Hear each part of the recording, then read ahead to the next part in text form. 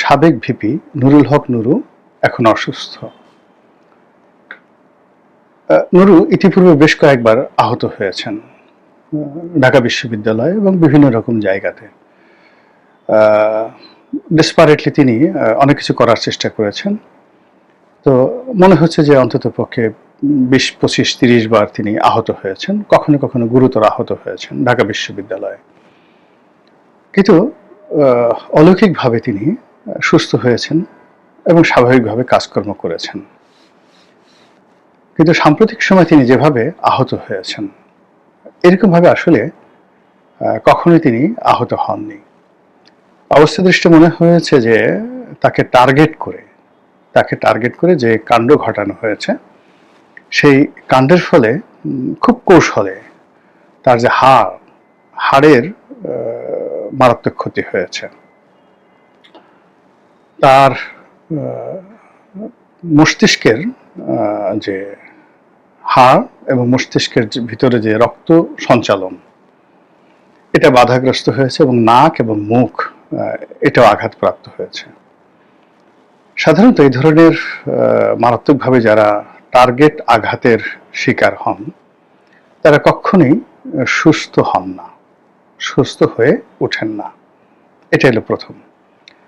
দ্বিতীয়ত হলো যে অতীতে যে কয়বারই সে অসুস্থ হয়েছে, 24 ঘন্টার মধ্যে সে উঠে দাঁড়িয়েছে। কিন্তু এই প্রথম একাধিক নেতা, যেমন মির্জা ফখরুল সাহেব বেশ কয়েকবার গিয়েছেন। তো প্রথম দিকে তিনি যতটা সুস্থ ছিলেন, মানে নুরুল হক নুরু, কিন্তু পরবর্তীতে দেখা গেল যে না, তিনি শুধু ঘুমাচ্ছেন এবং তার অসুস্থতা বেড়ে যাচ্ছে।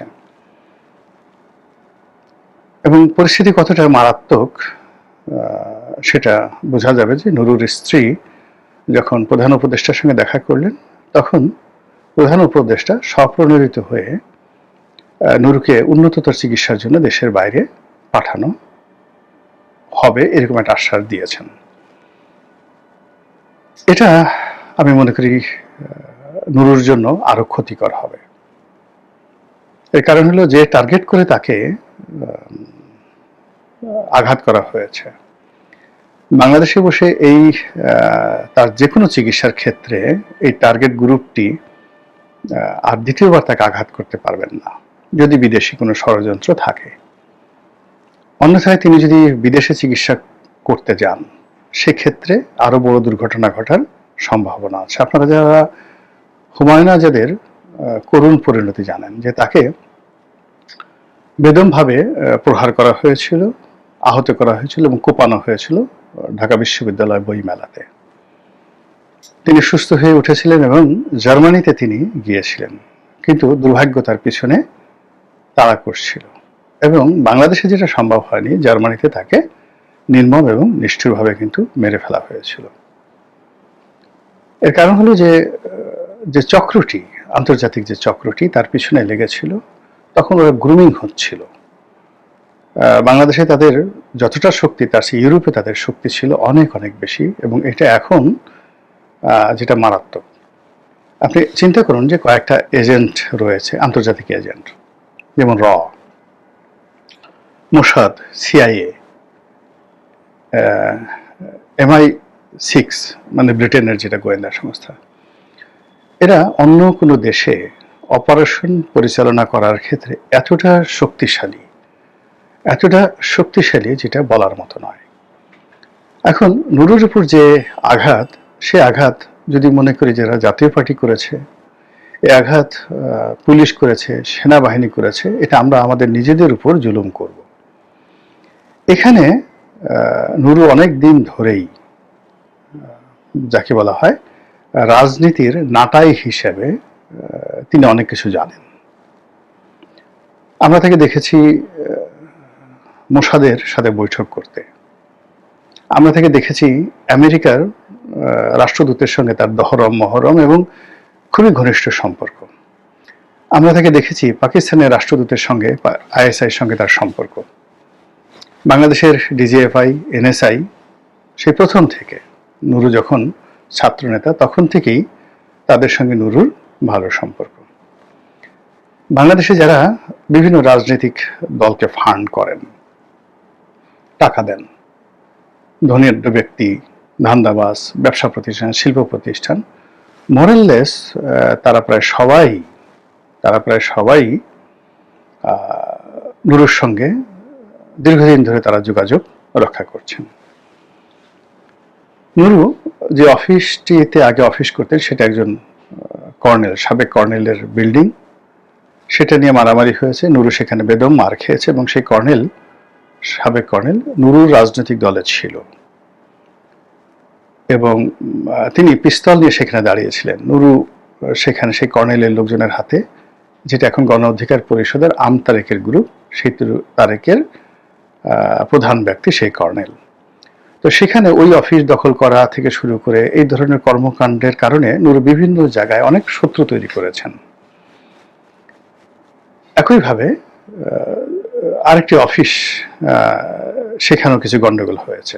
জাতীয় পার্টির এই অফিসটি তিনি দখল করতে গেছেন নাকি জাতীয় পার্টির কোনো ইন্টারনাল গ্রুপ যারা আছে তাদের দ্বারা তিনি ব্যবহৃত হয়েছেন, নাকি কেবলই মাত্র জাতীয় পার্টিকে নিষিদ্ধ করতে হবে, তার যে এই রাজনৈতিক এই সময়টিকে তিনি জাতীয় পার্টির বিরুদ্ধে কাজে লাগিয়ে রাজনীতির যে হিরো হওয়ার যে অভিলাষ, এটা পূর্ণ করতে গিয়েছিলেন, এটা আমরা বলতে পারবো না। এখানে যেটি দেখা গিয়েছে যে তার সঙ্গে এইখানে অপারেশনে যাওয়ার আগে, অর্থাৎ তিনি যে জাতীয় পার্টির অফিসের সামনে গিয়েছেন, সেখানে কয়েকজন সেনা কর্মকর্তার সঙ্গে তার কথা বিনিময় হয়েছে। এটা এখন বের হয়ে আসছে। এটা নিয়ে পক্ষে বিপক্ষে নানা রকম কথা হচ্ছে, যেটি সাধারণত আমাদের দেশের কোনো রাজনৈতিক নেতার সঙ্গে এভাবে সেনা কর্মকর্তাদের সঙ্গে কথাবার্তা হয় না। 2 নম্বর হলো যে নুরু যখন জাতীয় পার্টির অফিসের কাছাকাছি গেলেন, তিনি বুঝতে পারলেন যে তিনি যাদেরকে নিয়ে মিছিল করতে করতে এসেছেন সেই মিছিলের সব লোক তার নয়।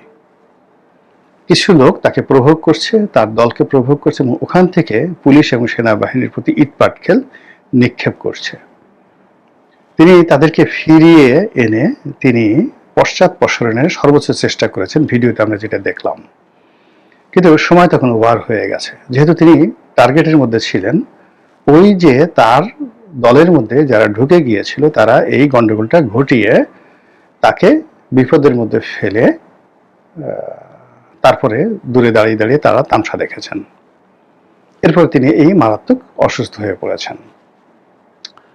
ফলে এই যে নুরুর যে অসুস্থ হয়ে যাওয়াটা, মার খাওয়া এবং তাকে একটা টার্গেটের মধ্যে ফেলে দেওয়া এবং তিনি সেই টার্গেটের মধ্যে পড়া, এটা আমাদের রাজনীতির এই মুহূর্তের যে টার্নিং পয়েন্ট, সেই টার্নিং পয়েন্টে আমি মনে করি একটা বিরাট অশনি সংকেত। যদি তাকে টার্গেট করে এই কাজটি করা হয়, সঙ্গত কারণে নুরুর মতো যারা তরুণ প্রজন্মের রাজনীতিবিদ এই মুহূর্তে খুব অ্যাডামেন্ট অবস্থায় আছেন, তাদেরকে ভয় দেখানো হচ্ছে এবং তাদেরকে একটা রেড কার্ড বা লাল কার্ড দেখানো হয়েছে। এতে গেল এক, এতে কোনো সন্দেহ নাই। দ্বিতীয়ত, নুরুর সঙ্গে যাদের লেনদেন হয়েছে, নুরুকে যারা বিভিন্ন সময় সাহায্য করেছে, ব্যবহার করার চেষ্টা করেছে, তাদের কেউ এই ঘটনা ঘটাতে পারেন, কোনো সন্দেহ নেই। যাদের সঙ্গে তার বন্ধুত্ব হয়েছে বা যাদের সঙ্গে বন্ধুত্ব এখন নাই কিন্তু নতুন বন্ধুত্ব হয়েছে, এদের মধ্যে যে কেউ নুরুকে স্টপ করার জন্য এই ঘটনা ঘটাতে পারে। কেন? He has a voice. সে কথা বলতে পারে, ডেসপারেটলি কথা বলতে পারে। ফলে আগে যাদের সঙ্গে তার বন্ধুত্ব ছিল তখন তিনি যে কথাগুলো বলেছেন, আর এখন যাদের সঙ্গে বন্ধুত্ব আছে সেখানে আগের যারা ছিলেন তারা শত্রু হতে যেতে পারেন। আবার এখন যেখানে এসেছেন, এখানে তিনি যদি তার কাঙ্ক্ষিত সে সম্মান মর্যাদা এটা তিনি না পেয়ে যদি তিনি পূর্বের অবস্থায় ফিরে যেতে চান, তাহলে বর্তমান যারা বন্ধু তারা তো তাকে ছাড়বেন না, এটা স্বাভাবিক। 2 নম্বর হলো যে নুরু তো প্রথম দিন থেকেই, একেবারে ফ্রম ফার্স্ট ডে ইউনিভার্সিটির রাজনীতির, সেখানে বহু মানুষ তাকে সহযোগিতা করেছে, অর্থ দিয়ে, টাকা দিয়ে, সমর্থন দিয়ে। এমন কোনো মানুষ নেই, সবসময় তার ভিতরে সেই বিনম্রতা ছিল, এখনকার সেই অ্যারোগেন্সি তো প্রথম দিকে ছিল না। তো তার সঙ্গে সব মানুষের, বিশ্ববিদ্যালয় ছাত্রলীগের সম্পর্ক ভালো ছিল, ছাত্রদলের ছিল, শিবিরের ছিল, ওই যে কাজী জাফরুল্লাহ সাহেব থেকে শুরু করে আমেরিকান ডিপ স্টেটের যে ছোটন গ্রুপ তাদের সঙ্গে ছিল, প্রত্যেকটা লোক। কিন্তু সময়ের বিবর্তনে অল্প কিছু মানুষ ছাড়া প্রায় সবার সঙ্গে তার শত্রুতা শুরু হয়ে গেছে, এবং সেই শত্রুতা ক্ষেত্র বিশেষে ভয়ঙ্কর। তিনি একটা জোট করেছিলেন, মাহমুদুর রহমান মান্না, আসম আব্দুর রব, জুনায়েদ সাকি। সেই জোটটি ভেঙে গেছে এবং সব মানুষ তার শত্রু হয়ে গেছে। তারপর রেজা কিবরিয়ার সাথে তিনি দল করেছিলেন, সেটা ভেঙে গেছে, শত্রু হয়ে গেছে। তার সঙ্গে আরেকজন ভোকাল আছে নাম তারেক, ওই যে আরেকজন কর্নেল, তাদের সাথে শত্রুতা হয়ে গেছে। ঢাকা বিশ্ববিদ্যালয়ে তিনি যখন ভিপি ছিলেন, সেই ভিপি হওয়ার পর সংগতিকরণে তিনি জামাত এবং শিবিরের সমর্থন পেয়েছিলেন, এবং সেখান থেকে তিনি যখন সেই সমর্থনে ভিপি হলেন, জাতীয় নেতা হলেন, গণ অধিকার পরিষদ করলেন, যে আমার সঙ্গত কারণেই নুরুকে আশা করেছিল তাদের বি টিম হয়ে থাকবে, কিন্তু নুরু বি টিম না হয়ে এ টিম হয়ে তারেক রহমান সাহেবের ঘনিষ্ঠতা তিনি অর্জন করেছেন। এটা জামাতের একটা ভালো লাগার কথা নয়। আবার তারেক রহমান সাহেবের ঘনিষ্ঠতা অর্জন করে তারেক রহমান সাহেব তাকে পুনর্বাসন করার জন্য বিএনপির জোটের অন্যতম শরিক করার জন্য যত রকম সাহায্য সহযোগিতা সর্বোচ্চ করা দরকার সেটা তিনি করেছেন। কিন্তু শেষমেশ তিনি যখন আবার চরমোনায় জামাতের মঞ্চে গিয়ে উঠেছেন, বিএনপি রাগ হতে পারে, অস্বাভাবিক কিছু নয়। আবার তার সঙ্গে যদি এজেন্সিগুলোর আগের থেকে সম্পর্ক থাকে, সেই সম্পর্কের উপর ভিত্তি করে তিনি ইদানিং যে সকল কথাবার্তা বলছেন, সে সকল কথাবার্তা তাদের অপছন্দ হতে পারে।